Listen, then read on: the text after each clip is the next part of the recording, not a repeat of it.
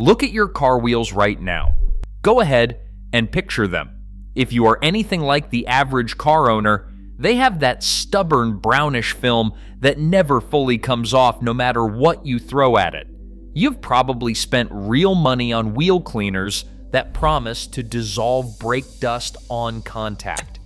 You have sprayed, you have scrubbed, you have watched those bright purple foam products drip down your driveway and pool in the gutter. And for maybe a day or two, your wheels looked decent. Not great, just decent. Then you drove to work and back, and by the time you pulled into the garage that evening, the same brown haze was already settling in again. Your knuckles are sore from reaching behind the spokes. Your shirt has those tiny orange specks from iron fallout that never come out in the wash. And every single time you walk towards your car in a parking lot, you notice the wheels first, because everybody notices the wheels first. You know this. It bothers you more than you would ever admit out loud because you actually take care of your car. You wash it regularly, you keep the interior clean, you might even wax the paint twice a year, but the wheels always let the rest of the car down. What nobody knew until recently was that the problem was never your effort.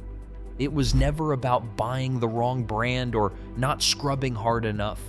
The entire approach that every automotive cleaning product on the shelf has been selling you is fundamentally backwards. And there is a method that has been quietly practiced in Japanese detailing shops for decades that solves this completely without a single chemical product, using ingredients that cost less than a cup of coffee. Once you understand why your wheels keep failing you and what is actually happening at the molecular level, you're going to wonder why nobody showed you this 10 years ago. Every time you press the brake pedal, your semi-metallic brake pads release tiny particles of iron and carbon that get superheated and blasted against the wheel surface at high velocity. The friction temperatures involved reach several hundred degrees, and at that kind of heat, those iron particles do not just land on your rims.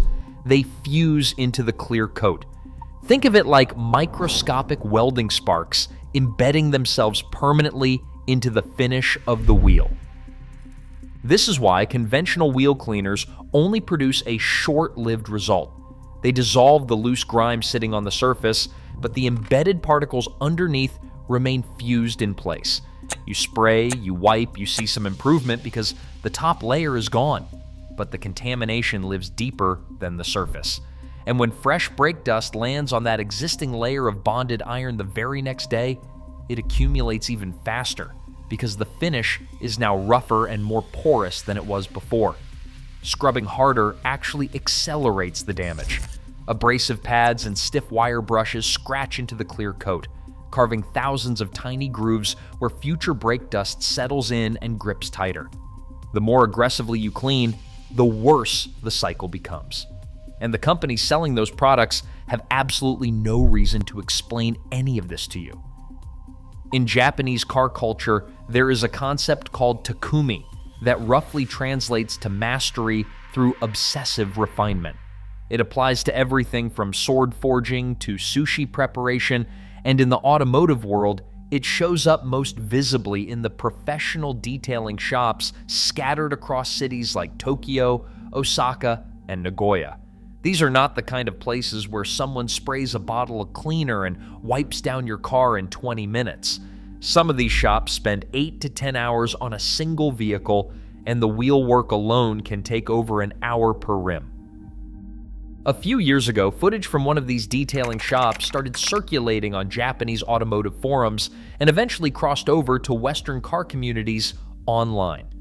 The thing that caught everyone's attention was not the equipment or the expensive products, it was the complete absence of them.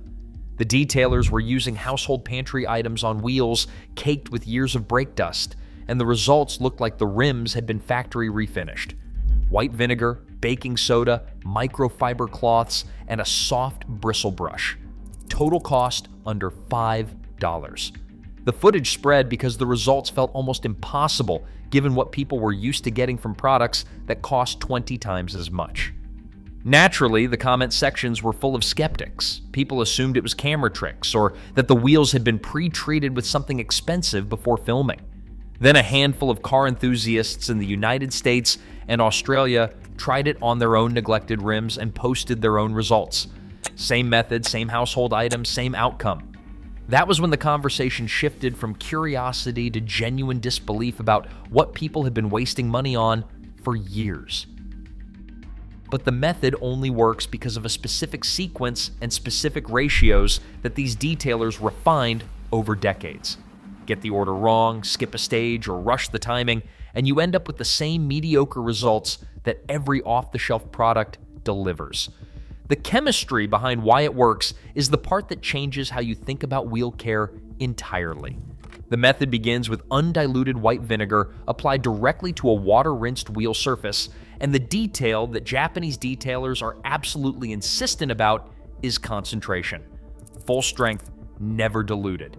Even cutting it by half reduces the acetic acid's ability to penetrate below the surface layer, and the entire purpose of this first stage is deep penetration, not surface cleaning.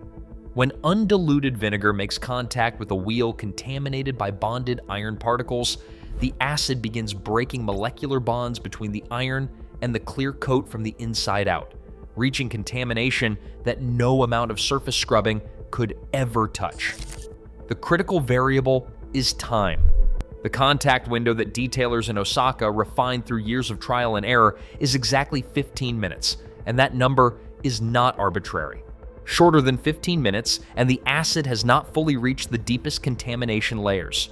Longer than 20, and the acetic acid begins to interact with the clear coat itself. 15 minutes is the precise sweet spot where iron bonds break completely, but the protective finish stays intact. During those 15 minutes, something visible happens on the wheel surface. The vinegar changes color in the areas where brake dust concentration is heaviest, shifting to a brownish tint as oxidized iron is pulled free from the finish in real time. That discoloration is not cosmetic. It is visual proof that the acid is working below the surface, extracting contamination that was previously invisible under layers of newer grime. And here is the detail that separates a decent outcome from a professional one. The wheel cannot be touched during this window. Any contact, even a gentle wipe, pushes half-dissolved particles back into the softened clear coat before they have fully separated. The particles need to be floating freely in the vinegar solution so that a water rinse carries them completely away. This patience, this willingness to let chemistry do the work instead of muscle, is the philosophical core of the entire Japanese approach. And it is the single hardest part for anyone raised on the Western instinct to spray and scrub. After the vinegar rinse, the second stage introduces baking soda, and this is where the chemistry becomes genuinely fascinating. The ratio that Japanese detailers settled on through decades of refinement is 3 parts baking soda to 1 part water, mixed into a thick paste roughly the consistency of toothpaste.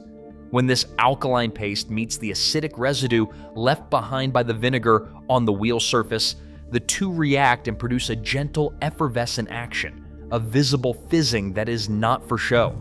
That reaction is actively lifting the remaining embedded particles that the vinegar loosened but could not fully release on its own. What comes off the wheel during the stage is genuinely startling the first time you witness it. Grime that has been embedded in the finish for months, sometimes years, transfers onto the microfiber cloth in dark gray and brown streaks. The cloths turn completely black, and the contamination keeps revealing itself even after the surface appears clean, because the baking soda reaction reaches deposits that were invisible under the previous layer of dirt. This is the stage where people tend to realize that their wheels were never actually cleaned before. They were just less dirty. The spoke crevices and the tight areas around the lug nuts, where grime builds up the thickest and hides the longest, reveal the most dramatic transformation during this stage. The final stage is a technique that the detailing shops refer to as mizubuki, which roughly translates to water polishing. A barely damp microfiber cloth is drawn across the wheel surface in long, even strokes that follow the natural curve of the rim. removing the last microscopic residue while simultaneously smoothing the clear coat. The result, when you step back and look at the full wheel, is a depth and clarity in the metal that feels unfamiliar. It is not a coating, it is not product residue, it is the actual wheel finish, clean all the way down to the base for what is likely the first time since the car left the factory.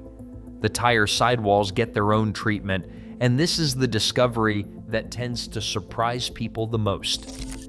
Commercial tire shine sprays rely on silicone to create a wet, glossy surface that lasts roughly 48 hours before it starts attracting more road grime than bare rubber would on its own.